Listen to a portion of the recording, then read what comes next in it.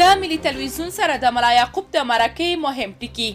لومړی، نن وزیر یم که سبا راته د ولایت او یا هم د ولسوالۍ څوکۍ راکړل شي، په کومه مینه چې اوس وزارت چلوم په همدې مینه به ولسوالۍ هم پر مخ وړم. ماته مهمه دا ده چې څنګه د خلکو خدمت وکړای شم. دوهم، دفاع وزارت کې د پخواني نظام 90% مسلکي پرسونل اوس هم په دندو بوخت دي او هیڅ ستونزه ورسره نه لرو. د هیواد کدرونه دي، موږ یې تشویقوو او همکاري ورسره کوو. دریم، زما او د ملا برادر او سراج الدین حقانی ترمنځ د اختلافاتو خبره بیخي حقیقت نه لري. موږ د مقام شوقیان نه یو چې په چوکیو جنجال وکړو، ټول لکه ورونه یو.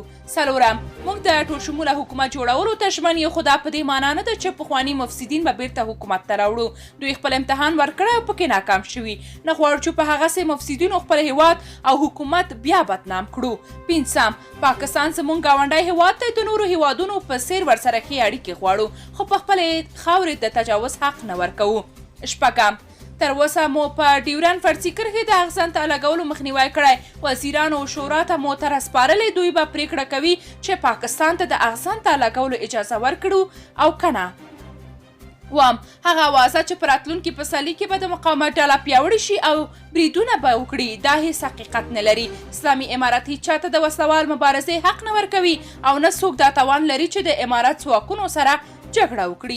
اتم، پاکستانی طالبان او نورې ډلې افغانستان کې مرکزونه نه لري او اجازه هم نه ورکوو چې زموږ خاوره دې د نورو هیوادونو پر ضد وکاریږي. خو دا چې پاکستان کې بریدونه کیږي، دا د هغوی خپل داخلي مشکل دی، موږ پورې اړه نه لري. نهم، هیڅ چاته د پوځي تجهیزاتو او وسایطو د قاچاق اجازه نه ورکوو. د تیر حکومت سقوط وروسته کله چې طالبانو واک ونیوه، یو شمېر بې نظمۍ شتون درلود او ښایي ځینې پوځي وسایط پاکستان ته انتقال شوي وي.